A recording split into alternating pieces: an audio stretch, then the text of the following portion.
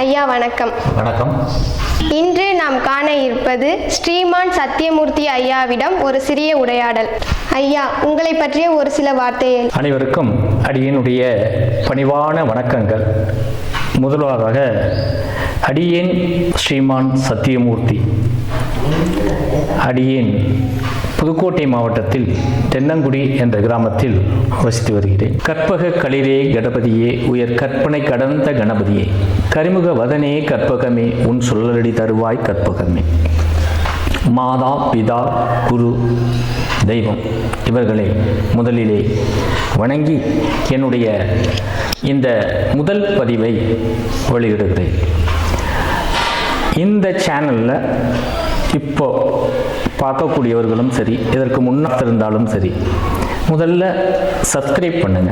ஐயா, நிறைய பேர் இந்த கேள்வி கேட்குறாங்க, ராகு கேது தோஷம் என்றால் என்ன? ராகு கேது தோஷம் என்றால் என்ன அப்படின்னு கேட்குறீங்க. ரொம்ப அருமையான கேள்வி.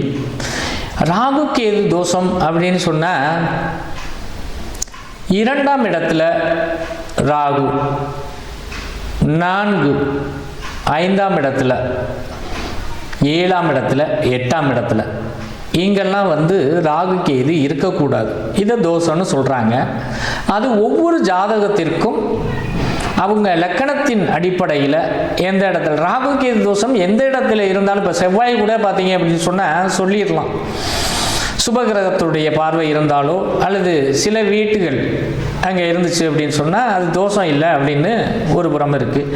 ராகு கேது எந்த வீட்டில் இருந்தாலும் தோஷம்தான். அவர் உச்ச வீட்டிலேயே 2ஆம் இடமா இருந்தாலும் சரி, எங்கே இருந்தாலும் சரி, மொத்தத்தில் லக்கணத்தில் இருந்து 2ஆம் இடத்தில், 4ஆம் இடத்தில், 5ஆம் இடத்தில், 7ஆம் இடத்தில், 8ஆம் இடத்தில் ராகு கேது இருக்கக்கூடாது. அது தோஷம்.